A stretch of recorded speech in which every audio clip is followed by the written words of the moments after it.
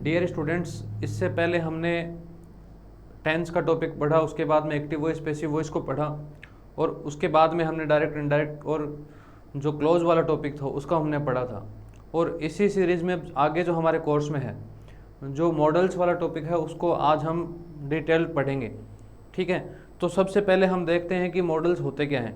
तो देखो, मॉडल शब्द जो है वो मूड शब्द से बना है, और मूड का अर्थ होता है मनोभाव या मनोस्थिति। तो ऐसा शब्द जो हमारे मनोभाव को या मन की स्थिति को प्रकट करे उसी को क्या कहते हैं, मॉडल कहते हैं। तो सबसे पहले मैं आपको जो मॉडल है उसके डेफिनेशन उस शब्द की आपको बता देता हूँ। तो देखिए, जो मॉडल शब्द है वो बना है मूड से, और मूड का अर्थ होता है मनोभाव या मनोस्थिति। ठीक है, तो मॉडल शब्द होता है उसका अर्थ क्या होता है, मनोभाव या मनोस्थिति, ये इसका हिंदी अर्थ होता है। अर्थात ऐसा शब्द जो हमें हमारे मन के भाव या किसी बोलने वाले व्यक्ति के मन के भाव प्रकट करे या मन की कंडीशन को, स्टेट ऑफ माइंड को प्रेजेंट करे, तो उसी शब्द को क्या कहते हैं, मॉडल कहते हैं। ठीक है, तो सबसे पहले हम इसकी डेफिनेशन करते हैं, हिंदी में लिखते हैं।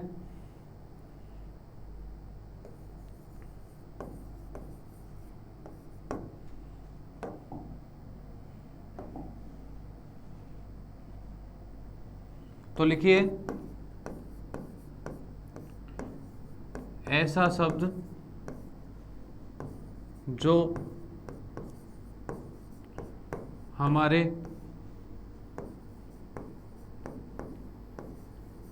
मनोभाव या मनोस्थिति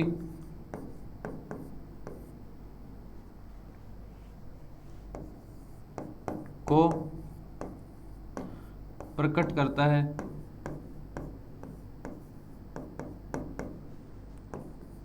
उसे मॉडल कहते हैं। ठीक है, तो अंग्रेजी में ऐसा मॉडल शब्द का अर्थ क्या होता है, मूड होता है। इसका सिमिलर वर्ड क्या होता है, जो ये शब्द जो मॉडल आया है ये किससे आया है, मूड से आया है। तो मूड का अर्थ होता है मनोभाव या मनोस्थिति, अर्थात ऐसा शब्द जो हमारे मन की कंडीशन को शो करता है उसी शब्द को क्या कहते हैं, मॉडल कहते हैं। ठीक है, तो ये हमारी परिभाषा हो गई।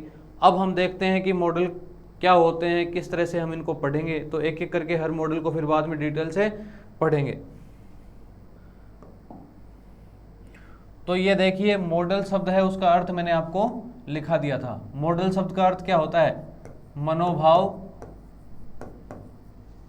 या मनोस्थिति। और ये जो शब्द बना है ये किससे बना है, मूड से बना है। मॉडल शब्द किससे बना है, मूड से बना है। अर्थात ऐसा शब्द जो हमारे मनोभाव या मनोस्थिति को प्रकट करता है उसी को क्या कहते हैं, मॉडल कहते हैं। तो देखिए, इसमें दे रखा है कि मॉडल जो होते हैं उनको एक्सिलरी वर्ब भी बोलते हैं। अब एक्सिलरी वर्ब क्या होती है, हेल्पिंग वर्ब। एक तो होती है मेन वर्ब और एक होती है हेल्पिंग वर्ब। तो इस एक्सिलरी वर्ब का ही दूसरा नाम क्या है, हेल्पिंग वर्ब। तो मॉडल एक तरह से क्या होती है, हेल्पिंग वर्ब होती है। चाहे एक्सिलरी वर्ब बोल दो या हेल्पिंग वर्ब बोल दो, दोनों का अर्थ एक ही होता है। अब इसमें दे रखा है auxiliaries are those that help the main verb, कि एक्सिलरी वर्ब वो होती है जो मेन वर्ब की हेल्प करती है। ठीक है ना, एक्सिलरी वर्ब या हेल्पिंग वर्ब कौन सी वर्ब होती है, जो मेन वर्ब के साथ में यूज आकर उसका अर्थ प्रकट करने में हमारी सहायता करती है, उसको एक्सिलरी वर्ब या हेल्पिंग वर्ब कहते हैं। तो मॉडल वर्ब एक तरह से, मॉडल क्या है, एक तरह से हेल्पिंग वर्ब ही है। अब देखिए, अब इसको हिंदी में भी दे रखा है, से तात्पर्य होता है, ये दो प्रकार की होती है। एक्सिलरी वर्ब कितने प्रकार की होती है, दो प्रकार की होती है। अब देखिए, जो एक्सिलरीज होती हैं वो दो प्रकार की होती है। एक तो होती है प्राइमरी एक्सिलरी वर्ब और दूसरी होती है मॉडल एक्सिलरी वर्ब। तो प्राइमरी हेल्पिंग वर्ब जो होती है वो दो तरह से काम में आती है। एक तो होती है फुल वर्ब और एक होती है हेल्पिंग वर्ब। फुल वर्ब मतलब होता है कि जैसे बी वर्ब, डू वर्ब या हैव वर्ब, ये तो होती है फुल वर्ब। और हेल्पिंग वर्ब जो उसके साथ यूज में आती है वो होती है do, does, is, am, are, did, was, were, has, have, had. या फिर हम फुल वर्ब में ये भी समझ सकते हैं कि जैसे जो वर्ब अपना अकेला अपना अर्थ प्रकट करने में सक्षम होती है, इसको हम इस तरह से भी देख सकते हैं, जैसे प्ले है। अब प्ले का अर्थ होता है खेलना, प्ले का अर्थ क्या होता है? खेलना। तो ये अपना अर्थ करने में सक्षम होती है, अपना अर्थ प्रकट करने में, अकेले ही अपना अर्थ प्रकट करने में सक्षम होती है, उस वर्ब को बोलते हैं primary helping verb.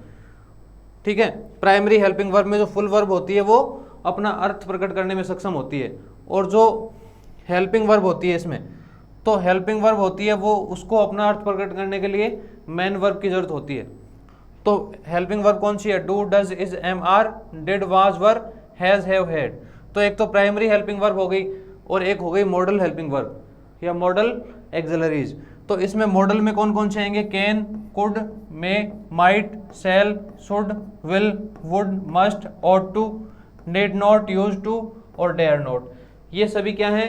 Model helping verb हैं। इनको मॉडल एक्सिलरीज के नाम से भी जाना जाता है। अब इसके बाद में देखिए मॉडल की कुछ विशेषताएं भी होती हैं।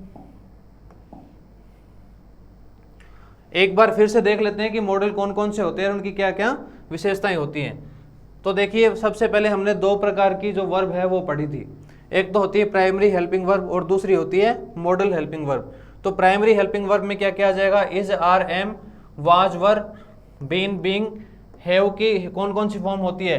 हैज, हैव होती है प्रेजेंट टेंस में और हैड पास्ट में। फिर डू की कौन कौन सी फॉर्म होगी? डू, डज और डिड। ये इस तरह से इनका यूज होता है। इसके बाद में देखिए मॉडल हेल्पिंग वर्ब आती है। तो इसमें यहाँ पर हमने पढ़ा था कि मॉडल जो शब्द है वो मूड से बना है, जिसका अर्थ है मनोभाव या मनस्थिति। किसी का मन का भाव या मनस्थिति प्रकट करने वाले शब्द को ही क्या बोलते हैं? मॉडल बोलते हैं। अतः जो शब्द हमारे व्यवहार तथा हमारे मनोभाव को व्यक्त करे वही क्या कहलाता है? मॉडल कहलाता है। The word that presents the state of our mind is called model. तो जो शब्द हमारे मन की स्थिति को, हमारे मनोभाव को प्रकट करे उसी को क्या बोलते हैं? मॉडल बोलते हैं। अब इसके नीचे देखिए ये संख्या में 13 होते हैं। तो कोई हमसे पूछे कि मॉडल कितने होते हैं तो इनकी संख्या कितनी होती है? 13 होती है। कौन कौन से मॉडल होते हैं? Can, could, may, might, must, will, would, shall, should, used to, need not, ought to और डेयर नॉट। ये सभी मॉडल होते हैं। अब इनकी जो विशेषताएं होती हैं वो हम पढ़ेंगे। तो देखिए मॉडल हेल्पिंग वर्ब या मॉडल एक्सिलरीज की कौन कौन सी विशेषताएं होती हैं। देखिए कि मॉडल हेल्पिंग वर्ब का कार्य करते हैं। जैसा कि मैंने आपको पहले भी बताया था कि एक्सिलरीज का अर्थ क्या होता है? Helping verb. तो मॉडल किसका काम करते हैं? हेल्पिंग वर्ब का काम करते हैं। किसकी हेल्प करते हैं? मेन वर्ब की हेल्प करते हैं। तथा इनके बाद मेन वर्ब का प्रयोग होता है और मेन वर्ब की हमेशा मॉडल के बाद में मेन वर्ब की फर्स्ट फॉर्म ही आती है। ये भी हमें ध्यान में रखना है। मॉडल्स पर सब्जेक्ट के नंबर, वचन और जेंडर का कोई भी प्रभाव नहीं पड़ता है। कि जैसा कि हमने टेंस में पढ़ा था कि जो सिंगुलर सब्जेक्ट होता है उसके साथ इज आता है और प्लूरल सब्जेक्ट होता है उसके साथ आर आता है और आई के साथ एम आता है। लेकिन मॉडल में ऐसा नहीं है।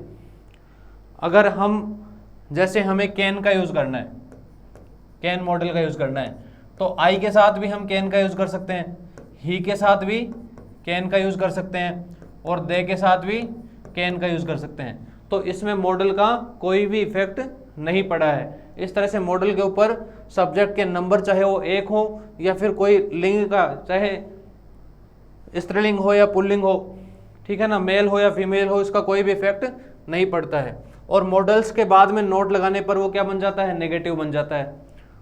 तथा इनको वाक्य के शुरू में लगाने पर वाक्य इंट्रोगेटिव बन जाता है। जैसा हमने टेंस में पढ़ा था कि हेल्पिंग वर्ब को अगर हम सब्जेक्ट से पहले ले लें तो वो जो सब सेंटेंस है वो इंट्रोगेटिव बन जाता है, और अगर उसको सब्जेक्ट के बाद में लिख दें तो वो सेंटेंस वापस पॉजिटिव बन जाएगा, और हेल्पिंग वर्ब के बाद में नोट लगाने से वो सेंटेंस नेगेटिव हो जाता है। तो ये मॉडल्स की विशेषताएं हैं। इसके बाद में देखिए मॉडल्स के बाद टू का प्रयोग नहीं होता है। मॉडल्स के बाद में कभी भी टू का प्रयोग नहीं होता है। केवल और टू और यूज्ड टू को छोड़कर किसी भी मॉडल के बाद में हमें टू का यूज नहीं करना है। इसके बाद में देखिए सामान्यतः मॉडल को नेगेटिव में नोट के साथ संक्षिप्त में लिखा जाता है। तो जब मॉडल्स के बाद में हम जैसे कैन नॉट लिखना चाहते हैं तो कैन नॉट पूरा नहीं लिख करके हम शॉर्ट में लिखना चाहते हैं, उसको कैसे लिखेंगे, हम कांट के रूप में लिखेंगे। जैसे इसमें कैन नॉट कांट होता है, शेल नॉट शॉन्ट बोलते हैं, मस्ट नॉट मशंट, कुड नॉट को कुडंट, विल नॉट को वॉन्ट, नीड नॉट को नीडंट, मे नॉट को मेंट, वुड नॉट को वुडंट और माइट नॉट को। इस तरह से ये जब नेगेटिव फॉर्म हम बनाते हैं तो इस तरह से शॉर्ट में हम लिखते हैं, इस टेबल में आपको दिया गया है। इसके बाद में देखिए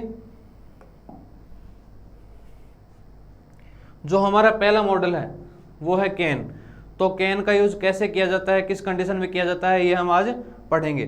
तो देखिए जो कैन का यूज है, कैन का अर्थ है किसी काम को करने की ताकत, मतलब जो व्यक्ति किसी काम को करने में सक्षम होता है, चाहे फिजिकली हो या मेंटली होता है, तो उस कंडीशन में कैन का यूज किया जाता है। इसके द्वारा वर्तमान समय के निम्न भाव, तो केवल प्रेजेंट में जो काम हम प्रेजेंट में कर सकते हैं, चाहे वो मेंटली हो या फिजिकली हो, उसके लिए हम कैन का यूज करते हैं। जैसे हमें हमारी पावर बतानी हो, एबिलिटी बतानी हो, कैपेसिटी बतानी हो, या हम किसी काम को जानते हो करना कि वो काम कैसे किया जाता है, नो हाउ टू, या पोटेंशियलिटी, पावर बतानी हो, कैपेबिलिटी बतानी हो, हमारी योग्यता बतानी हो, इंटेलिजेंस बतानी हो हमारी, या फिर हमारा स्किल कोई बताना हो कि हम किस काम में कुशल हैं, अगर ये हमें बताना है, या फिर स्ट्रेंथ ताकत हमें बतानी हो, या क्लेवरनेस हमारी चालाकी, किसी काम को हम किस तरीके से चालाकी से कर सकते हैं वो बताना हो, तो हम कैन का यूज करते हैं। जैसे आई कैन लर्न इंग्लिश। अब इसमें एबिलिटी बताई गई है, कौन सी एबिलिटी बताई गई है, मेंटल एबिलिटी बताई गई है, और वो कौन से समय पे है, प्रेजेंट समय में है। अगर ये एबिलिटी, इस तरह से ये सेंटेंस होता I can learn English when I was young, तो ये सेंटेंस गलत हो जाएगा, क्योंकि पास्ट में कैन का यूज नहीं किया जाता है, कुड का यूज किया जाता है। इसके बाद में अगला सेंटेंस है ए डम कैन नॉट स्पीक, कि एक जो गूंगा व्यक्ति है वो नहीं बोल सकता है। तो इसमें क्या है, कैन नॉट का। अगर कोई काम करने में हम प्रेजेंट में योग्यता बतानी है करने की, तब तो आएगा कैन, और अगर वो काम हम प्रेजेंट में नहीं कर सकते हैं इन्हीं कंडीशन में, तब हम वहाँ पर यूज करेंगे कैन नॉट का। इसके बाद में देखिए he can lift the box, कि वह इस बॉक्स को, इस संदूक को उठा सकता है। अगर इस तरह का सेंटेंस हमें कहीं दिखे तो वहाँ पर कैन का यूज करेंगे, क्योंकि इसमें शारीरिक ताकत बताई गई है कि किसी व्यक्ति, कोई व्यक्ति शरीर से कितना सक्षम है किसी काम को करने में। अगर उसका हमें यूज अगर उसमें हमें किसी मॉडल का यूज करना हो तो हम किसका यूज करेंगे, कैन का यूज करेंगे। इसके बाद में दे रखा है सी कैन सिंग एंड डांस, कि वह गा भी सकती है और डांस भी कर सकती है। तो इसमें जो गाना है और डांस करने की जो एबिलिटी बताई गई है प्रेजेंट टाइम में, उसके लिए हमने किसका यूज किया, कैन का यूज किया। इसके बाद में देखिए I can not maintain A car, absence of capacity. इसमें जो कैपेसिटी है किसी काम को करने की, उसकी एब्सेंस बताई गई है, उसकी अनुपस्थिति बताई गई है। तो कोई काम जब करने में सक्षम नहीं हो प्रेजेंट टाइम में, तो उसके लिए हम किसका यूज करते हैं, कैन नॉट का यूज करते हैं। इसके बाद में देखिए he can repair A radio, ठीक है, कि वह एक रेडियो को रिपेयर कर सकता है। तो इसमें नो हाउ टू, जैसा कि हमने ऊपर पढ़ा है कि नो हाउ टू जब हम जानते हैं कि कोई काम कैसे करना है, अगर किसी व्यक्ति को कोई काम आता है तो उसके लिए प्रेजेंट टाइम पे किसका यूज किया जाता है, कैन का यूज किया जाता है। तो जब इसमें इस व्यक्ति के बारे में बताया गया है कि ही कैन रिपेयर रेडियो, की वह एक रेडियो को रिपेयर कर सकता है, उसमें इतनी कुशलता है, ये स्किल है उसके अंदर। तो प्रेजेंट टाइम में कोई कुशलता, कोई स्किल, कोई एबिलिटी बताई गई हो तो उसके लिए हम किसका यूज करेंगे, कैन का यूज करेंगे। तो इस तरह के सेंटेंस हमें जब भी दिखें तो हमें किसका यूज करना है, कैन का यूज करना है। इसके बाद में हम देखते हैं अगला मॉडल कौन सा है। इसके बाद में देखिए कुड का प्रयोग। तो कुड का प्रयोग कब होता है, जो योग्यताएं हमने जब कैन में पढ़ी थी, कैन वाले मॉडल में जब हमने योग्यताएं पढ़ी थी वो प्रेजेंट टाइम की थी, अगर वही योग्यताएं हमारे प्रेजेंट में नहीं होकर पास्ट में रही हो तो उसमें कैन की जगह कुड का यूज हम करेंगे। तो इसमें दे भी रखा है कि कुड कैन का पास्ट होता है, कि जो योग्यताएं प्रेजेंट में हैं जिनके लिए कैन का यूज किया जाता है, वही योग्यताएं अगर पास्ट टाइम में प्रेजेंट की गई हो तो उसमें कैन की जगह हम कुड का यूज करेंगे। अतः इसका प्रयोग कंडीशनल तथा इनडायरेक्ट नरेशन वाले वाक्यों में कैन के पास्ट के रूप में किया जाता है। इसके अलावा इसका प्रयोग past, power, ability, capacity, know how to, potentiality, capable, intelligence, skill, strength आदि के लिए किया जाता है। तो यही चीज़ें हमने कैन में पढ़ी थी लेकिन वहाँ पर क्या था, प्रेजेंट टेंस में उन योग्यताओं को बताया गया था। लेकिन अगर पास्ट में बताया जाए उन्हीं योग्यताओं को, तो हम कैन की जगह किसका यूज करेंगे, कुड का यूज करेंगे। जैसे, या फिर इनडायरेक्ट नरेशन बताई गई हो, जैसे इनडायरेक्ट नरेशन में हमने पढ़ा था कि कैन अगर बाहर की तरफ पास्ट टेंस हो और अंदर की तरफ कैन का यूज हुआ हो, तो हमने डायरेक्ट इनडायरेक्ट के नरेशन के रूल के अकॉर्डिंग हमें कैन की जगह इनडायरेक्ट में किसका यूज करना होगा, कुड का यूज करना होगा। ठीक है, इसमें देखिए, when I was young I could lift A bag of 100 kilo, कि जब मैं जवान था तब मैं 100 किलो का जो बैग है उसको उठा सकता था। तो अब जो पहला सेंटेंस है वो हमें पास्ट में दे दिया। अगर ये वाला सेंटेंस नहीं होता तो इस सेंटेंस में कैन का यूज किया जाता, लेकिन इसमें पास्ट के टाइम को पहले हमें बताया गया है, इसलिए हम कैन की जगह किसका यूज करेंगे, कुड का यूज करेंगे। तो इसमें जो पास्ट की कैपेसिटी बताई गई है कि उसके अंदर इतनी कैपेसिटी थी कि वो 100 किलो का बैग उठा सकता था। कब उठा सकता था, जब वो जवान था। तो इसमें हमें इन सेंटेंस में हिंट दिया हुआ आएगा कि कहाँ पर कैन का यूज करना है, कहाँ पर कुड का यूज करना है। तो यहाँ पर जो सेंटेंस दिया गया है व्हेन आई वाज यंग, तो इससे हम पहचान जाएंगे कि यहाँ पर कैन का यूज करना है या कुड का यूज करना है। अब देखिए अगला सेंटेंस दे रखा है, I could speak French when I was 20 years old, कि मैं फ्रेंच बोल सकता था जब मैं 20 ईयर्स ओल्ड था, मतलब 20 साल का था। तो अब इसमें देखो, इसमें जब भी हम एग्जाम में बैठेंगे तो हमें ऐसा बिल्कुल कंफ्यूजन नहीं रहेगा, क्योंकि अगर कुड का यूज हमें, अगर एग्जामिनर को करवाना होगा, हमसे कुड का यूज अगर उसे करवाना होगा, तो वो एक सेंटेंस पास्ट में कोई ना कोई ऐसा हिंट जरूर देगा कि उसमें पास्ट के टाइम का डिस्क्रिप्शन उसमें दी होगी, उसका वर्णन वहाँ पर किया गया होगा। हमें वो सेंटेंस ध्यान से पढ़ना है कि वो कौन से टेंस में है, और अगर उसमें पास्ट का कहीं पर हिंट दिया गया है तो हमें उसमें कैन की जगह किसका यूज़ करना है, कुड का यूज़ करना है। इसके बाद में देखो हमें क्या चीज़ समझनी है कि साधारणतया कुड का पास्ट में प्रयोग करते हैं, परंतु यह पोलाइट रिक्वेस्ट को व्यक्त करने के लिए प्रेजेंट का बोध कराता है। तो कुछ कंडीशन ऐसी होती है, ये तो नॉर्मल कंडीशन थी, लेकिन कुछ कंडीशन ऐसी होती है कि उसमें हम प्रेजेंट टाइम में भी कुड का यूज़ करते हैं। वो कब करते हैं, जब हमें पोलाइट रिक्वेस्ट उस सेंटेंस में की गई हो, ऐसा लगता हो कि उस सेंटेंस में एक विनम्र प्रार्थना किसी से की जा रही है, तो वो सेंटेंस ऐसा हमेशा कैसा रहेगा, इंट्रोगेटिव होगा कि कुड यू या वुड यू। अगर स्टार्टिंग में ही फिल इन द ब्लैंक्स हमें दे दें और उसमें हमें ऐसा लगे कि यहाँ पर पोलाइट रिक्वेस्ट की गई है, तो वहाँ पर हम किसका यूज़ करेंगे, कुड का यूज़ करेंगे।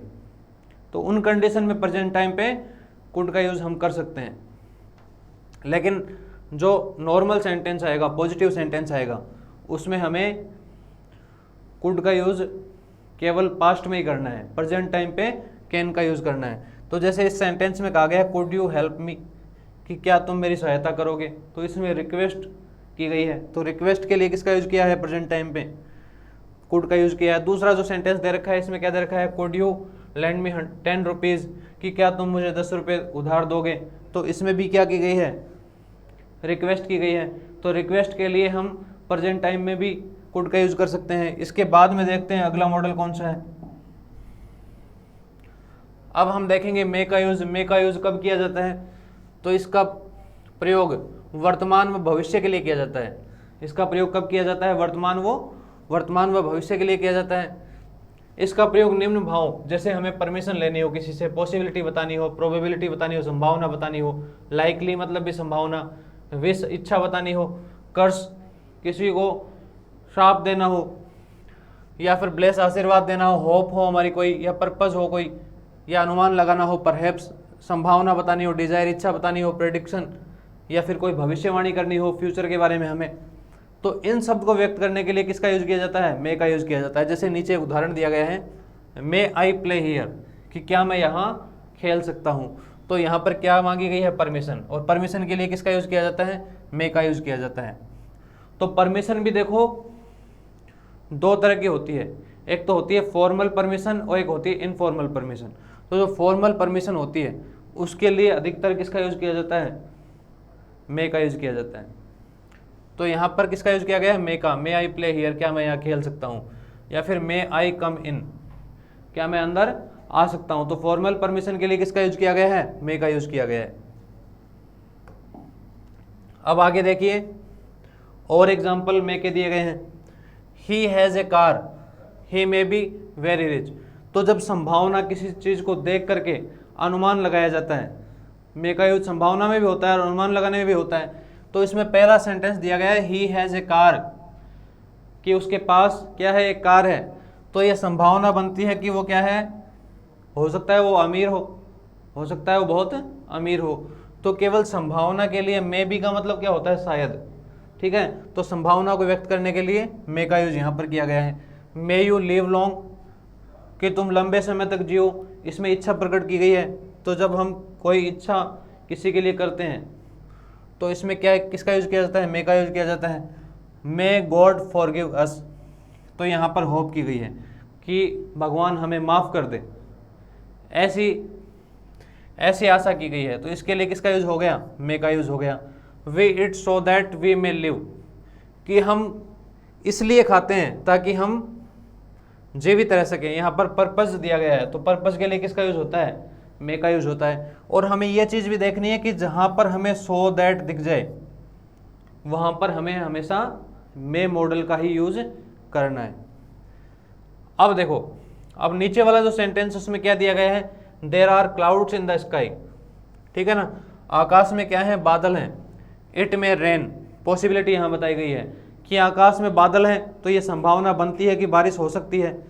तो जब भी इस तरह का एग्जाम्पल आए कि जब बारिश होने की संभावना हो, इस तरह के सेंटेंस, ये बारिश वाला सेंटेंस है, ये अधिकतर पूछा जाता है एग्जाम में, कि जब भी बताया गया हो कि आकाश में बादल हैं और बरसात हो सकती है, तो इस तरह की संभावना, ऐसे मिलते जुलते जो भी सेंटेंस आते हैं, जब पहले उसके पक्ष में कोई संभावना बताई गई हो। अगर इस सेंटेंस में इसकी तरह ये होता कि there are no clouds in the sky, और फिर अगले वाले सेंटेंस में फिर दिया होता इट रेन, और फिर आपको वो दो मॉडल का यूज करने के लिए बोलता, एक तो मे और एक माइट। तो ये माइट वाला मॉडल हम आगे पढ़ेंगे, लेकिन मैं आपको इसके बारे में बता देता हूं कि जब संभावना विपक्ष में दी गई हो कि there are no clouds in the sky, कि आकाश में कोई बादल नहीं है, और फिर बताया गया हो कि बरसात हो सकती है, तो यहाँ पर संभावना कम है। तो संभावना जब कम हो बरसात होने की या कोई काम होने की, तब माइट का यूज किया जाता है, और जब संभावना ज़्यादा बताई गई हो तब मे का यूज किया जाता है। तो देखिए इस सेंटेंस में क्या बताया गया है, there are clouds in the sky, कि आकाश में क्या है, बादल हैं। इट में रेन, तो बरसात हो सकती है। तो यहाँ पर ज़्यादा संभावना बताई गई, इसलिए हम किसका यूज करेंगे, मे का यूज करेंगे। अब नीचे वाले सेंटेंस में देखो क्या दिया गया है कि यदि प्रिंसिपल क्लोज प्रेजेंट टेंस में हो, अगर मुख्य उपवाक्य प्रेजेंट टेंस में हो तथा subordinate close that, so that, in order that से जुड़ा हो, तो इस पर्पज का बोध होता है इससे। और सबऑर्डिनेट क्लोज में मे का यूज होता है। वही बात मैंने आपको जो पहले बताई थी कि अगर दो सेंटेंस किससे जुड़े हुए हों, दैट से जुड़े हुए हों, सो दैट से जुड़े हुए हों, या फिर इन ऑर्डर दैट से जुड़े हुए हों, तो जो दूसरा वाक्य जिसमें हमें मॉडल का यूज करना है उसमें हमें मे का यूज ही करना है। जैसे ये सेंटेंस है, you work hard that, so that, in order that, तो ये तीनों से ये जुड़ा हुआ सेंटेंस है। तो हमने किस मॉडल का यूज किया, मे का यूज किया है। इसके बाद में अगला सेंटेंस है वी रीड सो दैट, कि हम पढ़ते हैं ताकि, या फिर इन ऑर्डर दैट, या may got a job, may get a job, ताकि हम एक जॉब प्राप्त कर सकें। तो जब भी सो दैट, इन ऑर्डर दैट, ठीक है, या फिर दैट, इनसे जुड़े हुए सेंटेंस हमें दिख जाए दो, और हमें उसमें मॉडल का यूज कराया जाए, तो वहां पर किसका यूज करना है, हमें मे का यूज करना है, क्योंकि इससे किसका बोध होता है, पर्पज या उद्देश्य का बोध होता है। अब देखो नीचे वाला सेंटेंस दे रखा है, we read so that, in order that, या फिर that we may get a job. ये हमने कर लिया है, सेंटेंस में हमने किसका यूज किया, मे का यूज किया है। इसके बाद में नीचे वाला सेंटेंस दे रखा है, we should work hard so that we may get good job, कि हमें कठिन मेहनत करनी चाहिए ताकि हम क्या पा सकें, एक अच्छी जॉब पा सकें। तो ये सेंटेंस भी सो दैट से जुड़ा हुआ है, इसलिए हमने किसका यूज किया है, यहाँ पर मे का यूज किया है। इसलिए इन चीज़ों में हमें से ये दो सेंटेंस हमें से ध्यान में रखने हैं। एक तो संभावना जब अधिक बताई गई हो तब तो हमें मे का यूज करना है, और कम बताई गई हो तब माइट का यूज करना है। और एक ये देखना है कि अगर कोई दो सेंटेंस दैट, सो दैट या इन ऑर्डर दैट से जुड़े हुए हों तो वहाँ पर हमें मे मॉडल का यूज़ करना है। तो इस तरह से हमने आज ये मॉडल पढ़े और इनको समझा। इससे आगे के जो मॉडल हैं वो हम अगली कक्षा में पढ़ेंगे।